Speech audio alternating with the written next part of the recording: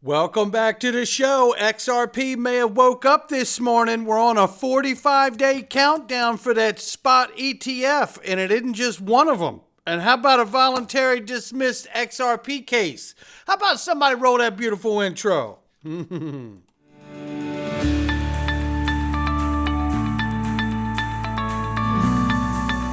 Digital Perspectives with Brad Kimes. Come on in.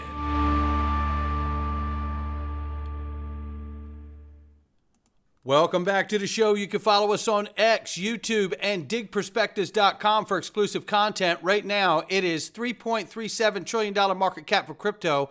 The market's still off by 0.8%. Bitcoin 99,800 plus right now, Ethereum 2,700 plus. XRP's grabbed a number 3 spot back. We're at $2.52. Now 3.6 up in the last hour. We're 5.6 in the last 24. And I can tell you that 5.6 is really in the last couple hours, I believe. We're still off by 18.7 in the 7-day. We'll keep an eye on it. Range of price right now between 228 and 253. Again, XRP's woke up. And so is the XRP conference, baby. We're setting records with every ticket that's sold. Are you going to come and see the CEO of iTrust, the founder CEO of Canary Capital, or Omni? Or Monerex, the first XRP ledger bank, baby? Nancy Beaton from Uphold? Keith Grossman announced from MoonPay? Oh my goodness, this list is getting crazy good. Dr. Chris Brummer, Georgetown law professor, founder of Blueprint. Yeah, Simon McLaughlin from Uphold, CEO of Ripple, Brad Garlinghouse, Christian Carlo, president of the Digital Chamber, Cody Carbone. I tell you, don't mess around. Get your ticket. I don't know what to tell you. We have more announcements coming, okay? It's just going to keep knocking you out. Just get your ticket and come. It's going to be the most knowledgeable, engaging conference you've ever been to. I'll make sure of it. John Deaton highlights this right here off of a post from Wolf of Wall Street's, sharing that the top SEC official in the Ripple XRP case and Coinbase cases has been reassigned to the IT department. That's right. Good old Jorge Tenrero. Yeah. Goodbye. See ya. Don't let the door hit you where the good Lord split you. That's how they say it in my old neighborhood. John Deaton says here, there's no other way to describe this other than putting Tenrero in his place and saying, if you don't like it, leave. That's exactly what it is. I equated this yesterday to being in the military and making some big mistake and messing up and getting in trouble. And next thing you know, you find yourself on a fire watch in Alaska somewhere, freezing your butt off because you did something wrong, right? Makes no mistake, Tenrero earned this demotion and humiliation. I'm not saying this because he prosecuted companies or because he hates crypto. I'm saying it because I have knowledge that he litigated cases the way the SEC litigated Debtbox. In the Ripple case, the judge, without personally naming him, said Tenrero lacked a faithful allegiance to the law and would say anything, no matter how untrue, just to win an argument or advance his litigation goals. How do I know Judge Netburn met Tenrero? Because she said it about lawyers handling the Ripple case on behalf of the SEC. Tenrero was the lead attorney calling the shots. Lawyers like Tenrero have win at all cost attitude with no comment or commitment to fairness, truth, and justice. He relishes being able to threaten using resources of the U.S. government to intimidate, bully entrepreneurs and litigants.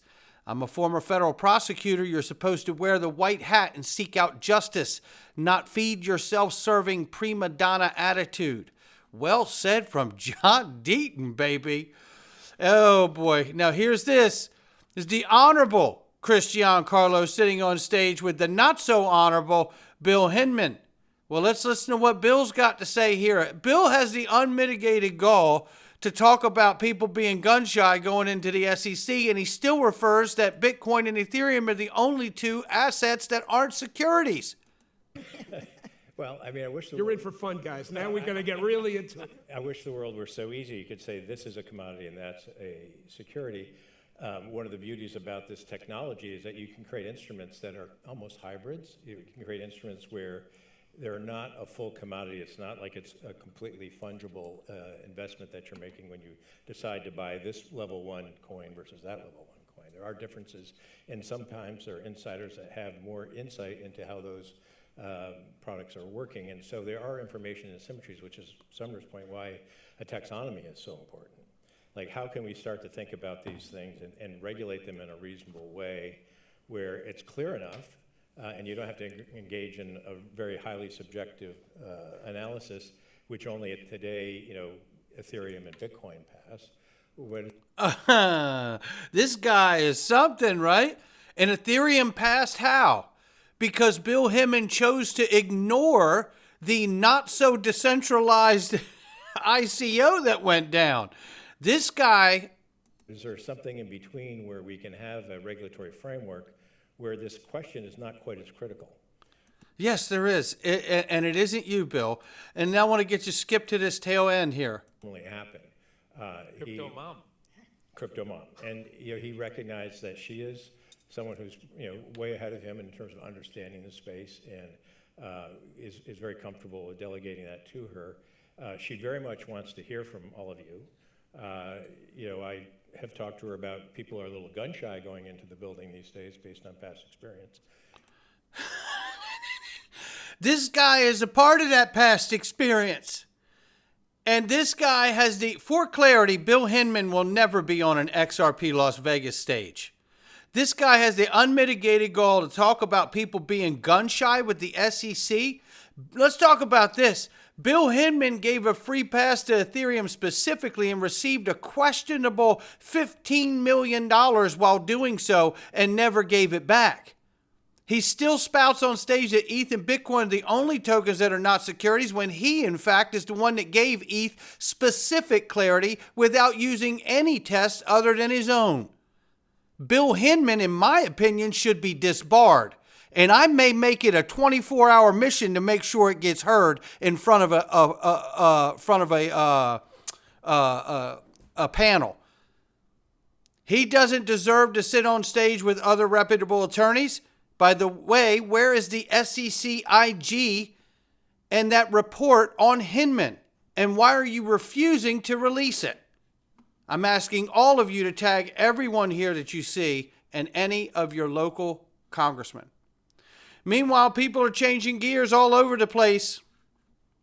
But I was wrong. I was wrong. This is the guy who put so much shade on the XRP army. I mean, talk terrible. Terrible. It's crap. It's going to zero. It's a crap coin, right? It's fraudulent. It isn't worth anything, right? All of this. I mean, this guy said everything. But I was wrong. I was wrong in that I thought lots of these ecosystems would go away.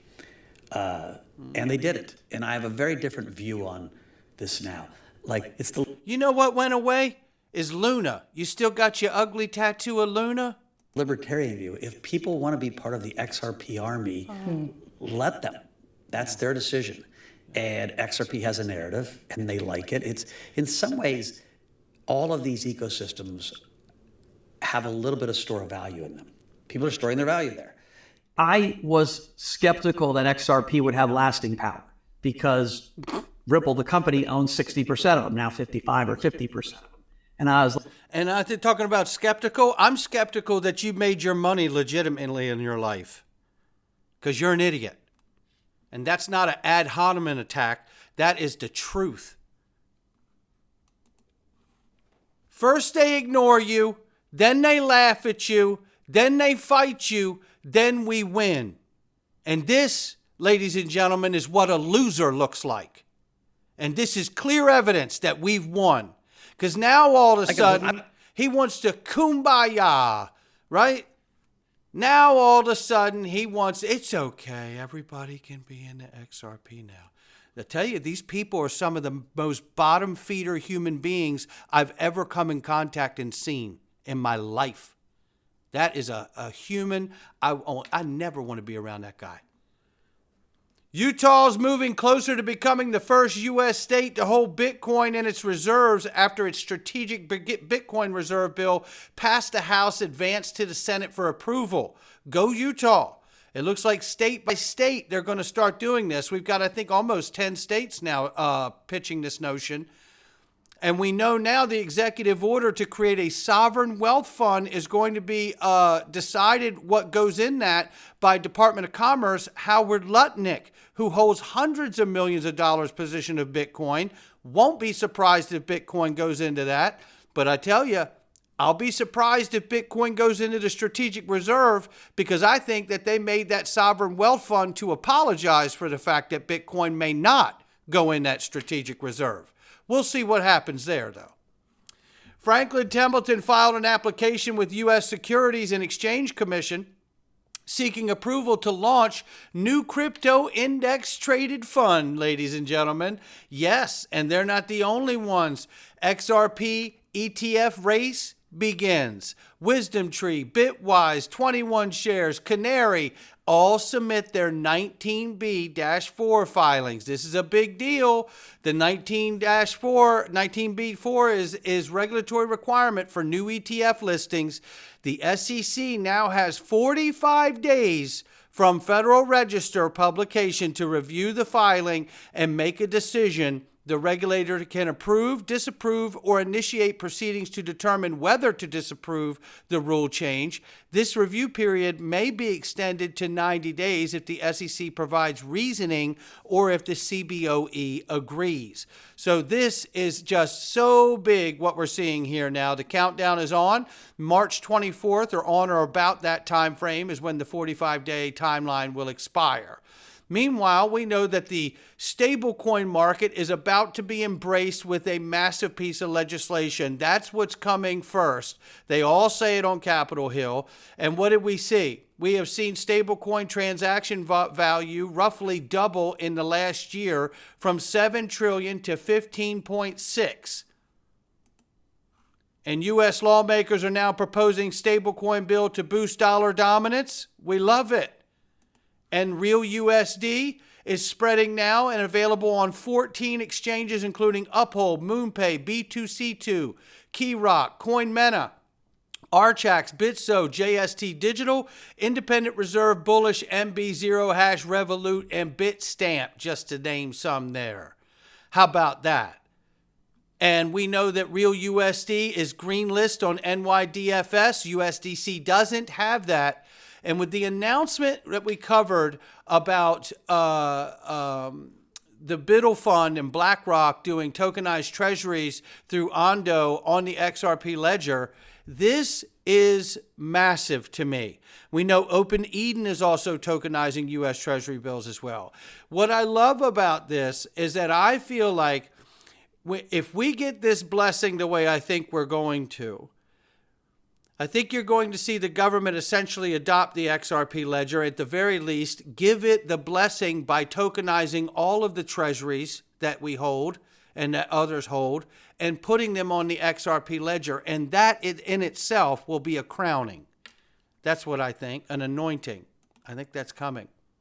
And here's more evidence that it's not just on crypto exchanges. The Real USD and USDC are coming to Japan's largest bank, SBI. SBI's group's digital space ecosystem right here below shows you Circle and Ripple, baby. Love seeing that, because now we're talking about getting outside the digital cryptocurrency world using RLUSD and getting into the world that I've been waiting for it and XRP to join, which is the traditional finance world of banking. Come on in, baby. Meanwhile, Federal Banking Board Governor Christopher Waller supports regulated stablecoins, and he believes they will help keep the U.S. dollar as a global reserve currency. And he understands crypto very well. Wait till you hear this guy. You need this. Okay. And he understands not only stablecoins, meme coins, all of it. Let's talk crypto more broadly now, beyond stablecoins. The Fed working with the private sector, as we talked about the history of the Fed, same thing, goes back to 1913. This is what the Fed is supposed to do, work with the private sector in this country. But now we have this new, rising, emerging class of assets in this country, crypto assets. And how do you see that, crypto more broadly, beyond stablecoins, interacting with the traditional banking sector? Well, I think in the crypto world, I focus on things in the crypto world that look like payments. The other objects that might have properties that look like a commodity or may look like a security. Those are out of my remit. Those are things that would have to be dealt with by other agencies. So I don't spend a lot of time thinking about how to do things with those types of assets. I only worry about payments that look more like bank deposits if it's a payment instrument. So that's the stuff I'm particularly interested in. But in the crypto world in general, many people have heard me say it, but I think of the crypto world as always, there's three buckets. There's an object that's being traded, there's a technology for doing that trade, and then there's a technology for recording the history of that trade and proof of that trade. Now, when you go to the grocery store and you buy an apple, the apple's the object. You pull out your credit card, there's a reader, you tap it. That's the technology for doing the transaction. And then it spits out a receipt, okay? In the crypto world, the object is a crypto asset of some type. Smart contracts, tokenization are the technology for doing the payment. And then the blockchain is just the receipt. It's the record of the transaction happening. Those last two things are just technology. There's nothing to be afraid of from those two things. That's a Federal Reserve governor explaining it so clearly and concisely. He gets it. But they've been kind of blocked into this crypto thing, and so everybody says blockchain, and they freak out that this is terrible, oh my God. So it's, that's why we want to, like even at the Fed, the digital assets group that I kind of oversee, we spend a lot of time thinking about digital payments and how to use technology and what the possibilities are and how to innovate with these things. It has nothing to do with the crypto object. It's just a way of doing payments. So that's kind of how I look at it. Whatever the crypto object is, knock yourself out. Listen, like I said, people spend $1 million or more for a baseball card. Go ahead. I'm not going to, but you're free to do it, buy whatever collectible object you want. And that's your choice, and there shouldn't be a lot of opposition to it in some sense unless there's real danger involved. So there is a huge understanding by Federal Reserve Governor Waller. I tell you, that is just super impressive. And look, I know that he's saying basically meme coins are like baseball cards, which I have felt as well. But I need that law, that legal clarity I need to see it in the legislation. And if I see it in the legislation, then I will get even more excited about the meme coin industry, because I just don't trust the regulators up until now. Meanwhile, Ondo ecosystem is stepping up its game with big name advisors like Franklin Templeton, Wellington Management, Wisdom Tree, OM BlackRock, PayPal, and Morgan Stanley, and others. I tell you, this is Ondo that's doing the Biddle Fund with BlackRock, tokenizing on the XRP ledger U.S. Treasury bills. This is a big deal, ladies and gentlemen.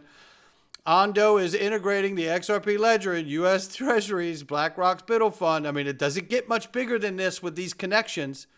Like I said, imagine now that all the U.S. Treasuries tokenized and put on a blockchain like the XRP ledger, which Elon Musk is now calling for. What does that look like to the world? What does that ledger now look like if all the T-bills and bonds are tokenized on the XRP ledger? You think that's going to bring a lot of confidence? You think that'll make everybody want, yeah, I think I'm going to work on the XRP ledger too. I'm going to do my business on the XRP ledger where they keep all of the tokenized treasuries, right? This is wherever that ends up is going to bring an enormous amount of confidence, and it will be like a crowning or a coronation for that protocol. No question. And here's a reminder here. Yes, banks will become nodes in the Ripple network to access XRP. It says it right here.